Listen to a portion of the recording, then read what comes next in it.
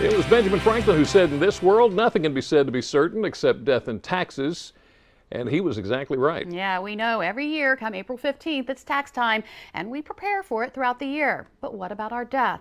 You know, in an instant, something could happen that leave you on your deathbed, unable to make decisions for your end-of-life care. You don't want your loved ones to agonize over what they think you would want, so why not go ahead and prepare now?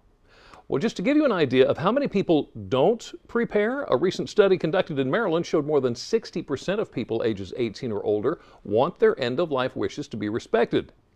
But just a third of them had prepared by way of an advance directive, which spells out what you want.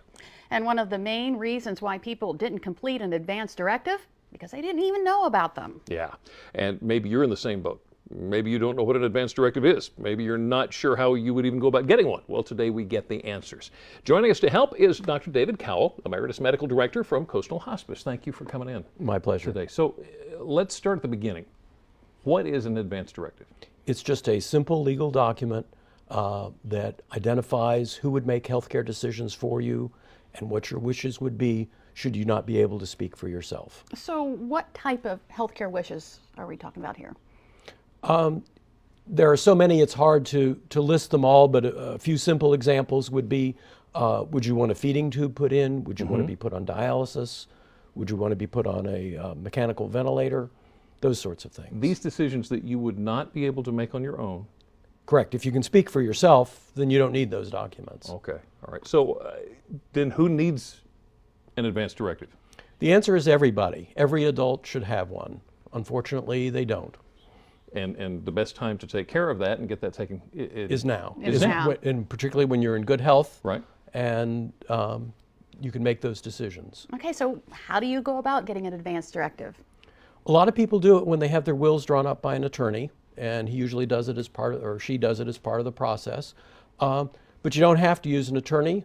You can go online, and in fact, I think WBOC has a link on their website where you can get the document printed down, or you can call most hospitals or hospices and they will mail you a copy. And that's considered a legal document. Do I have to get a notary for that or anything? You have to have your signature witnessed. Okay, so but you don't have to pay for a notary public. Okay, so what if I want to make changes to it after I get it done?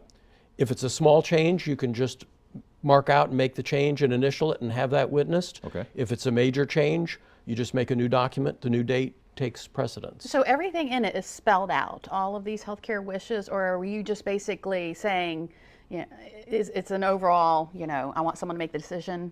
The most important part is that you designate a healthcare agent. Okay. Someone who you know and trust and you've had this conversation with so they know what your wishes would be. The rest of the document is usually called a living will, and it should be more of an advisory document, something to help your decision maker, the person that's going to speak for you, not try to speculate on every possible medical condition that might come up. So it would be important for your decision maker to know where this document is too. Sure, they should have a copy of it, and you should keep a copy in a safe place, such as a safety deposit box. Right. Okay. And you've got an event coming up that explains more about this. We do. On the 24th of this month at the Mack Center, there's going to be a seminar. The keynote speaker is Dr. Moorhan, who is emergency medicine at Johns Hopkins. He's also a Maryland State Legislature, and he's written a wonderful book called The Better End. So he's a wonderful expert, and I'm going to be kind of his warm-up act at the seminar as well. Okay. All right. Well, thank you so much for coming in. And do I have to admit this? Admit it, Jimmy, so that we can nag you. I haven't done this, and I got my hand smacked too. The best time to do Just this lightly. is now. All right. Thank Thank you you so so much for joining much. us. And to read more about the upcoming conference, go to WBOC.com. Click on our picture at the top of the page. So it's never too early to make important decisions like that, and it's not always for you. Oftentimes, it's for your loved ones. Something many of us do for our loved ones, care for them when they're sick. Anything from the common cold to a life-changing disease like Alzheimer's. So up next, we're going to hear the story of one woman who cared for her husband suffering with a devastating disease and how her story is helping to inspire others to do the same. Speaking of inspiring, this weekend, hundreds of people are expected to come out to the Walk to End Alzheimer's in Rehoboth Beach. Coming up, we'll take a look at the event and tell you how the money raised will be spent. Plus, we're in the kitchen making a homemade pumpkin spice latte. But first, we've teamed up with Sussex County Federal Credit Union to help you make better sense of your money. Here's Sharee with this week's tip. On behalf of Sussex County Federal Credit Union, I'm Sharee Coleman with this week's Dollars and Cents tip. The car buying process can oftentimes be a stressful task. After selecting all of the bells and whistles that you want, then comes the often overwhelming task of discussing the terms of the financing.